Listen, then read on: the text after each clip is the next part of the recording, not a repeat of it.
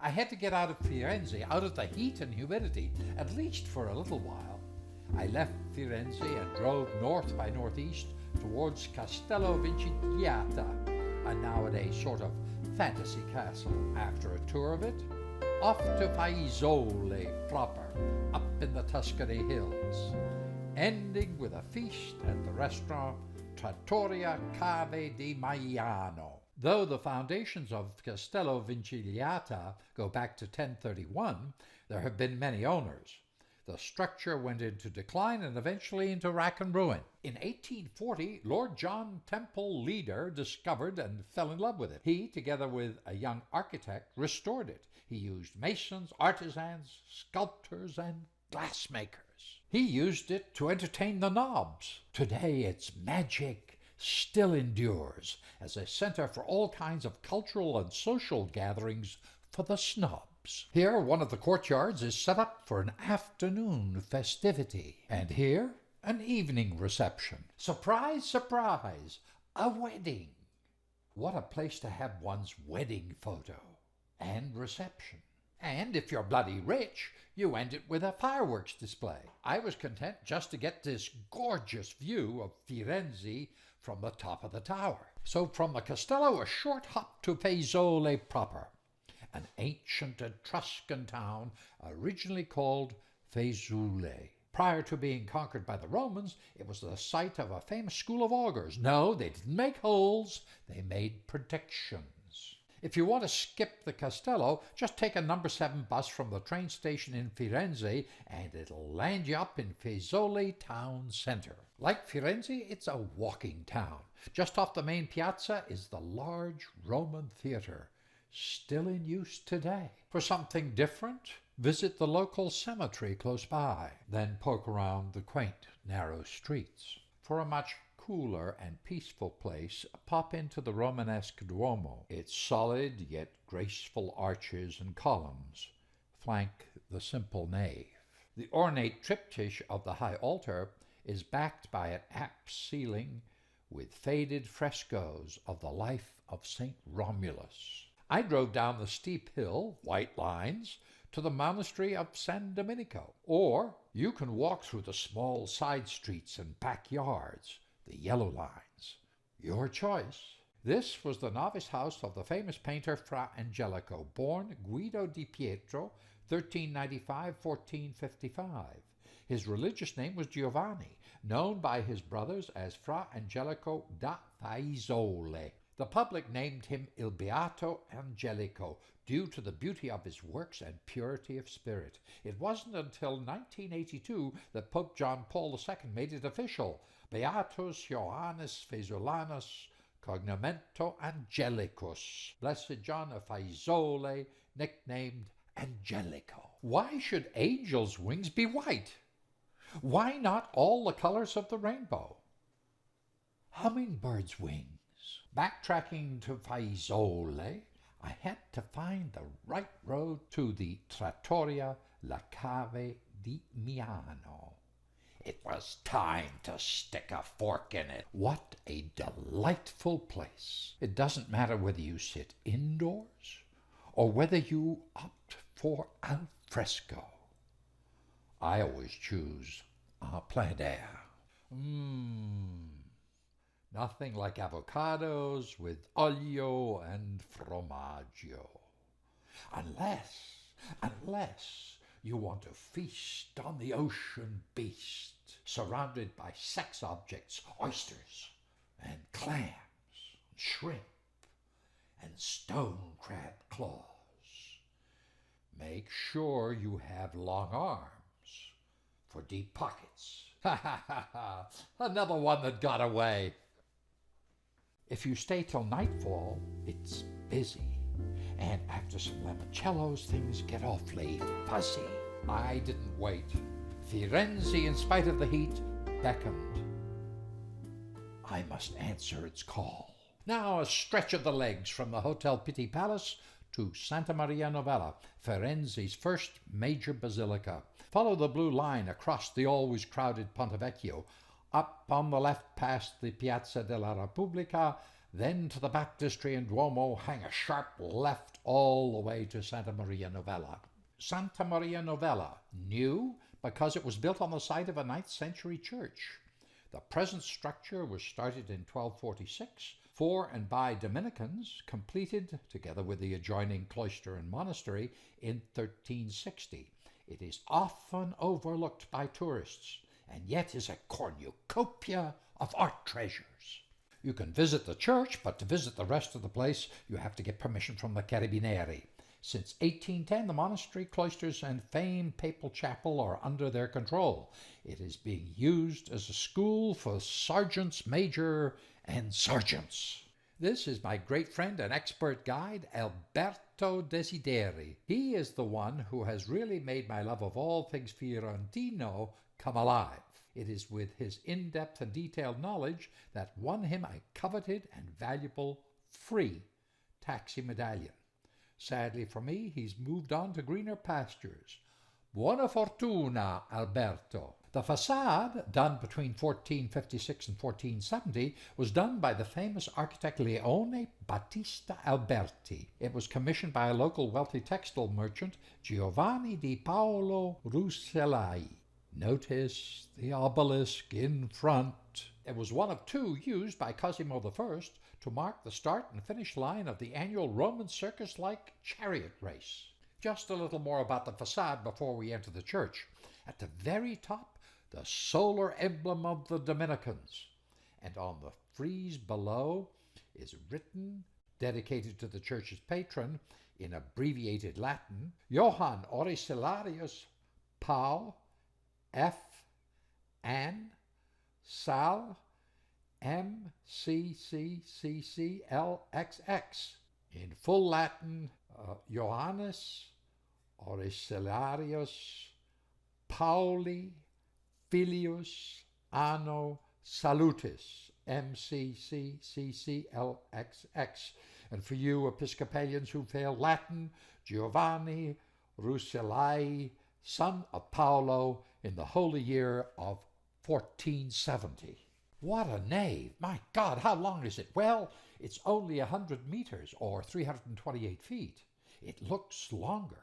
It's a deliberate trompe l'oeil effect. The slender pillars are ever closer together as you get closer to the high altar. This is the recently restored medieval masterpiece, painted by the 45-year-old Giotto di Bondorne. The Jottings of Giotto! The second pillar from the left is the spiral staircased pulpit designed by the famous architect Filippo Brunelleschi and carried out in 1443 by his adopted son Andrea Cavalcanti, known as Buggiano, liar.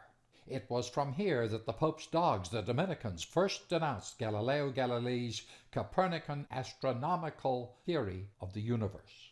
Easily overlooked, and yet the most important art treasure of the church, the early Renaissance painting of the Holy Trinity by Masaccio, 1427, a year before he died. It shows new ideas of perspective and another trompe l'oeil of a three-dimensional coffered ceiling. The eye is drawn to the crucified Christ, then to the dove of the Holy Spirit, and finally to God the Father. The two figures at the base of the cross are the Blessed Virgin Mary and St. John the Evangelist. The two patron praying figures either side are the judge and his wife of the Lenzi family. The painting also represents the journey of the soul to reach salvation, rising from an earthly life and a corruptible body through prayer, the two petitioners and patrons, and through the intercession of the Holy Mother and St. John to the Trinity. A close-up view of the skeleton in the sarcophagus reveals a warning. I was once what you are, and what I am, you will be. To the left of the main apse chapel, the Tornabuoni chapel, is the Gondi chapel. The pièce de résistance is on the back wall, the crucifix by Brunelleschi. It's one of his very few sculptures. Legend has it that he was so disgusted by Donatello's, the one in the Santa Croce church, that he made this one. There are 5 other chapels worth visiting, plus the sacristy. Among the other famous artists you'll find here are Sandro Botticelli, Baccio d'Agnolo, Bronzino, Andrea Nardo di Sione, Duccio, Lorenzo Ghiberti, Filippino Lippi, Benedetto di Maiano, Giacomo Marchetti, Nino Pisano, Giovanni della Robbia, and Giorgio Vasari. Now, let's go visit the two most famous chapels, the Tornabuoni and the Strozzi. The large bronze 16th century crucifix on the high altar is by Giambologna. Behind the high altar is the apse and the Cappella Tornabuoni, the Tornabuoni Chapel. It contains one of three famous fresco cycles in the church. There is a fascinating story as to how the family Tornabuoni acquired the right to decorate the chapel. Activate your curiosity. Check it out yourself. Giovanni Tornabuoni commissioned Domenico Ghirlandaio in 1485 to paint it. Ghirlandaio's workshop included his brothers Davide, of course, and Benedetto, brother-in-law Sebastian Manardi, and probably the young, big Mick, Michelangelo. The cycle portrays on three walls the life of the Blessed Virgin Mary, on the left and the left center, and St. John the Baptist on the right and right center. The three stained glass panels were designed by Ghirlandaio and executed in 1492 by Alessandro Agolante. The panel of the birth of the Blessed Virgin Mary. All the panels have the background of the then present, the Renaissance. There are four main things in this important panel of the Nativity. First, the background of the music and dancing putti. Putti, putti. Second, in the upper left, in a symbolic early incident in the story, the embrace of St. Anne and her husband Joachim. Third, St. Anne in bed watching three women prepare to wash the infant Mary. And lastly, several well-dressed Florentine women come on a well-wishing visit. The first in line is Ludovica Tornabuoni, Giovanni's daughter. R.H.I.P. That means rank has its privileges. This panel is the best executed panel in the chapel and therefore likely done by the master Domenico Ghirlandaio himself. Another in the best in this cycle of St. John the Baptist is the apparition of Archangel Gabriel to Zachariah in the temple. The temple is portrayed as a magnificent Renaissance church. Zachariah, with a surprised look, is at the altar on the right with Archangel Gabriel at his left, announcing to him that his wife Elizabeth will bear him a son to be named John. Luke 1, verses 5 through 25. There are 6 groups of figures on 6 levels, with the exception of the women's group on the right. On the lower left are the Florentine Renaissance humanists, Cristoforo Landino, with the black collar, and Agnolio Poliziano, second from right. On the right-hand side, there are 3 standing figures, relatives of the patron. Behind them, 2 figures. The furthest is the self-portrait of Ghirlandaio, and the one with the long hair is his son or his brother. The upper left panel is the Adoration of the Magi with the loss of Intaco in its center. The upper right is the Massacre of the Innocents, which Giorgio Vasari considered the best panel due to its frantic and dramatic composition. The lower left is Mary being presented at the temple. She's portrayed carrying a book. Her body is in a somewhat awkward position, and her face is looking at us. All rather confusing. A group of contemporary women on the left, and slightly to the right, are the figures of her mother and father, Saints Anne and Joachim. The lower right is the marriage of the Blessed Virgin Mary to Saint Joseph. It is set in a beautiful Renaissance church. The priest in the center is sealing the marriage. There are 2 processions, women on the left and men on the right. The latter, angry at not being selected to marry Mary, are shaking their fists or breaking clubs. My exhortation to you all, go, see, and marvel. The chapel to the right of the Tornabuoni is the chapel of another important and wealthy Florentine, Filippino Strozzi. It is the place where the first tale in Boccaccio's Decameron started, when 7 ladies decided to leave town to escape the Black Death, the plague, to the countryside.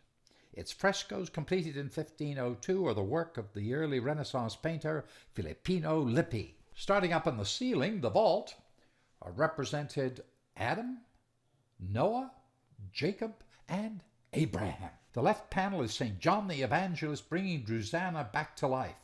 Notice the woman on the right with a babe in arms. Here she is, a relative or close friend, rushing in at the last moment only to find Drusanna alive. The lunette above depicts the torture of St. John. He was put into a cauldron of boiling oil without suffering any harm. It was done at the Porta Latina in Roma during the reign of Emperor Domitian, 81 to 96 AD. You know it's hot because the man on the left who's stoking it leans well away from the heat, while the man on the right, adding more wood, shields his face from the fire.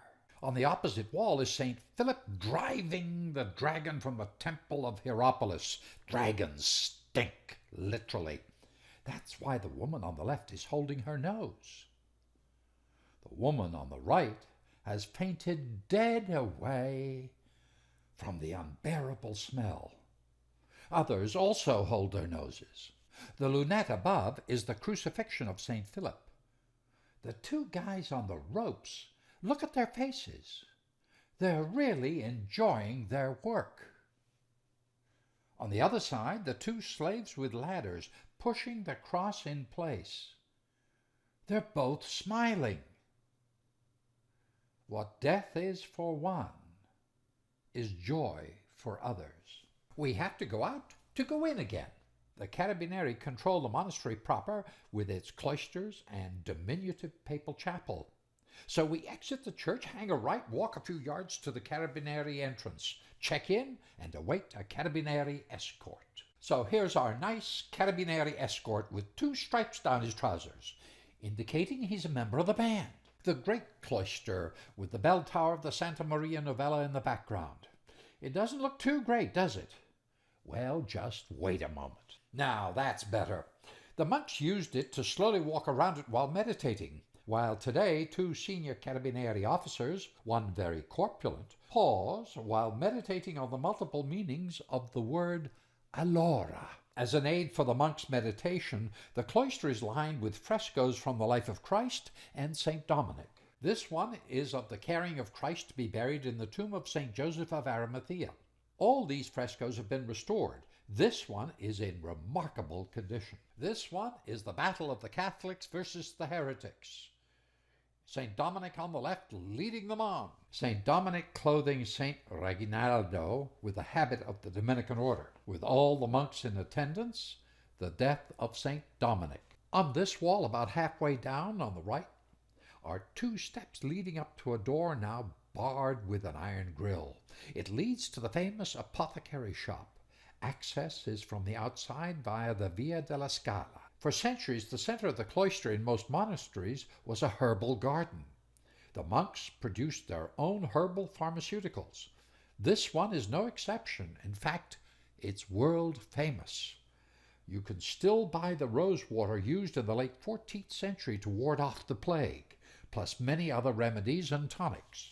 In the inner part of the once-upon-a-time monastery is a loggia and a short staircase leading to a very small Cappella dei Papi, Pope Leo X, a Medici's chapel. Though small, this chapel is beautifully frescoed. Over where the altar would be is the coronation by Christ of the Blessed Virgin Mary, Queen of Heaven and Earth, done in 1515 by Domenico Ghirlandaio's son, Ridolfo. What a ceiling, so elegantly ornate.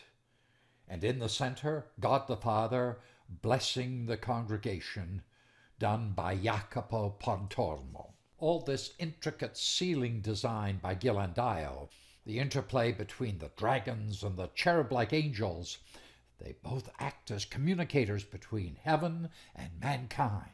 As you leave the chapel, above the doorway is the most controversial painting by Jacopo Pontormo, Veronica's Veil. The sixth station of the Stations of the Cross is Veronica wiping the face of Christ after he fell for the first time on his way to Calvary. In thanks, Christ leaves his facial imprint on the cloth. Here, Veronica holds up the cloth. You can see the imprint of Christ's face. Problem. Veronica translated is vera equals true, icona equals image, the true image of Christ. So Veronica is the what, not the who. So who wiped Christ's face? Answer, a holy woman. The last place we visited was the monastery refectory, now used by the NCOs as their cafeteria. Here it is, all set up for a much more formal occasion. Note, the semi-fan type vaulting is indicative of the late Gothic period.